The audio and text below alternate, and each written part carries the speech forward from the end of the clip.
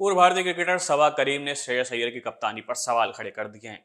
सबा करीम का मानना है कि आईपीएल में जिस तरीके की कप्तानी श्रेयस अय्यर दिखाते थे, वहां पर रणनीतियां दिखाई पड़ती थी, बोल्ड डिसीजंस दिखाई पड़ते थे, लेकिन जब से टीम इंडिया के कप्तान यहां पर श्रेयस अय्यर बने हैं, उनकी कप्तानी में वो दमखम दिखाई नहीं दे रहा है।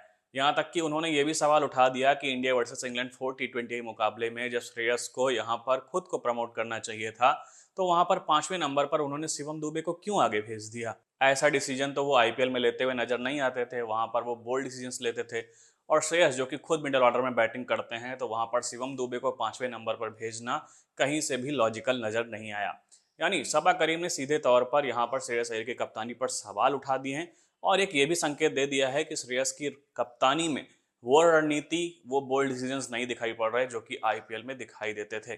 और श्रेयस को उसी बात का रिवॉर्ड मिला था, क्योंकि आईपीएल में जो उनका रिकॉर्ड रहा है, दिल्ली कैपिटल्स को लेकर गए फाइनल्स में, कोलकाता नाइट राइडर्स को फाइनल्स में लेकर गए थे, उसके बाद यहाँ पर पंजाब किंग्स को भी फाइनल्स में लेकर गए, कोलकाता नाइट राइडर्स को आईपीएल का खिताब भी जिताया। लेकिन जैसे ही वो टीम इंडिया के T20 के कैप्टन बने हैं, उनका रिकॉर्ड बेहद खराब नजर आ रहा है। अभी तक 6 मुकाबलों में टीम इंडिया की कप्तानी कर चुके हैं, जहां पर 5 में टीम इंडिया को हार का सामना करना पड़ा है और एक मैच बारिश के कारण धुल गया, वहां पर कोई भी रिजल्ट सामने नहीं आया।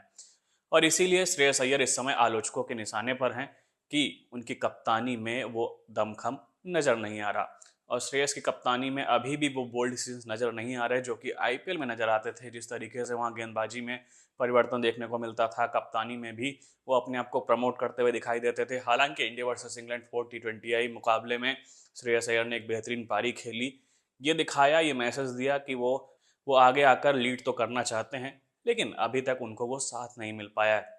वहीं पूर्व भारतीय क्रिकेटर ने संजू सैमसन को प्लेइंग 11 से बाहर करने के फैसले को लेकर भी सवाल उठा दिया।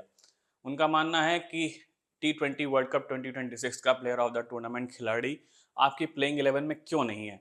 और उन्होंने कहा कि हमें इस कड़ी को भी तोड़ना चाहिए, क्योंकि अब अगर आप प्लेइंग 11 को देखें तो यहाँ पर बाएं हाथ के बल्लेबाजों की लंबी फहरिस्त नजर आती है और जहाँ पर एक्सपीरियंस की भी कमी है, और ये अनुभव संजू सैमसन के पास है।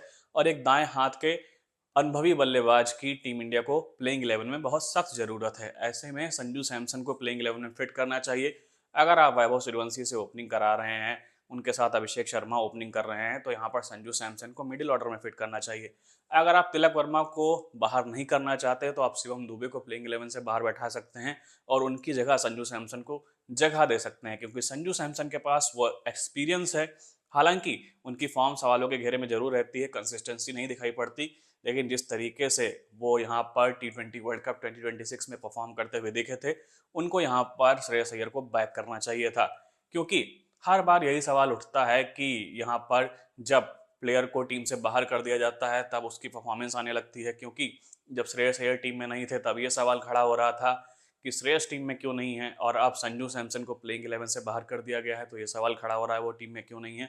और सबा करीम का यहाँ पर यही मानना है कि संजू सैमसन के पास जो एक्सपीरियंस है, उसको श्रेयस अय्यर को यूटिलाइज करना चाहिए और प्लेइंग 11 में उनके लिए जगह बनानी चाहिए।